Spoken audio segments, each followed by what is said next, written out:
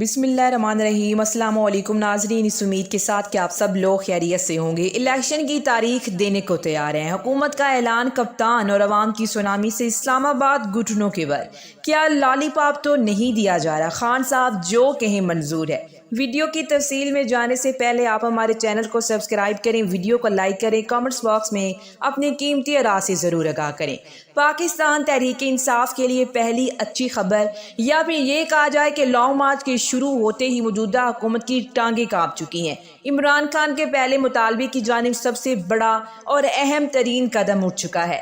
عمران خان سے ناظرین کس نے رابطہ کیا ہے، اس کے ساتھ ساتھ الیکشن کی تاریخ کے حوالے سے حکومت نے بہت بڑا اعلان کر دیا ہے، اور اس پورے معاملے میں لانگ مارچ سونامی بن چکا ہے۔ موجودہ حکومت پر لرزہ طاری ہو چکا ہے۔ اگلا لاہے عمل کیا ہوگا؟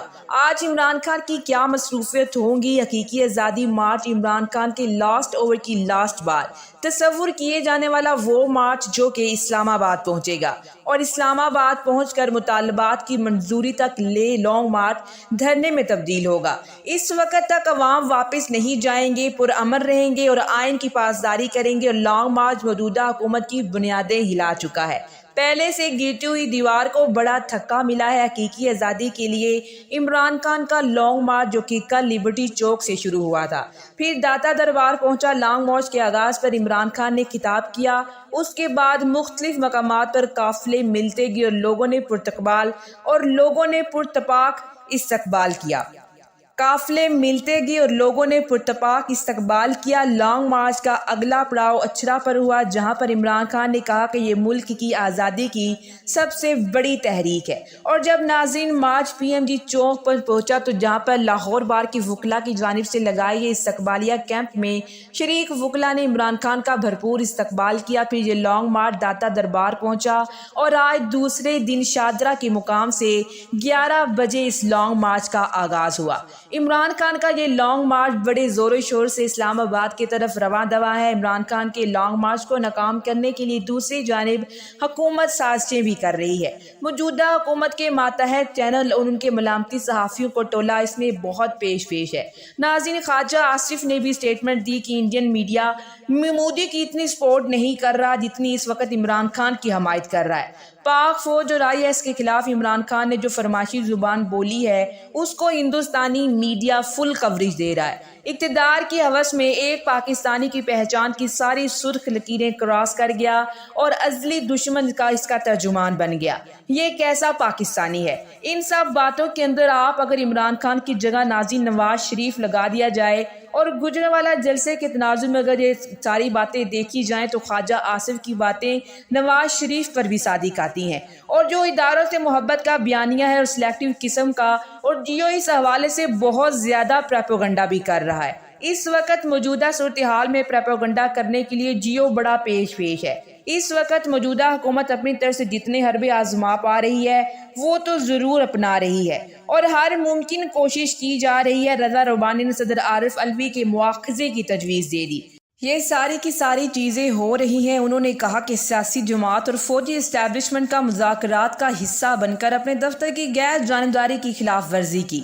عارف علوی نے اس لیے ان کا مواخذہ کیا جائے تو کیا سیاسی معاملات ڈسکس کرنے پر آپ کل کو عارف علوی کے بعد یہ بھی کہیں گے کہ جو ملٹری قیادت ہے البتہ ان کے خلاف اسٹیٹمنٹ پر کیا وزیر خارجہ معافیا مانگ رہا ہے؟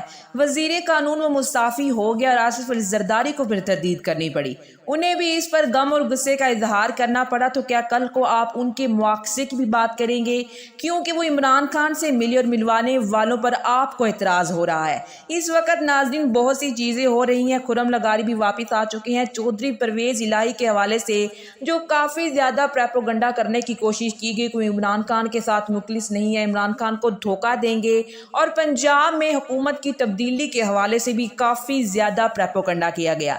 چودھری پرویز الہی پر بہت زیادہ پریشر ڈالنے کی کوشش کی جا رہی ہے۔ اطلاعات کے مطابق جب یہ لانگ مارچ ان کے حلقے میں پہنچا تو وہاں پر ان کا پرتپاک استقبال کیا گیا، جبکہ پرویز الہی نے بھی اپنی خاموشی توڑتے ہوئے کہا کہ شرکا کو فل پروف سیکیورٹی فراہم کرنے سے متعلق انہوں نے سٹیٹمنٹ دی۔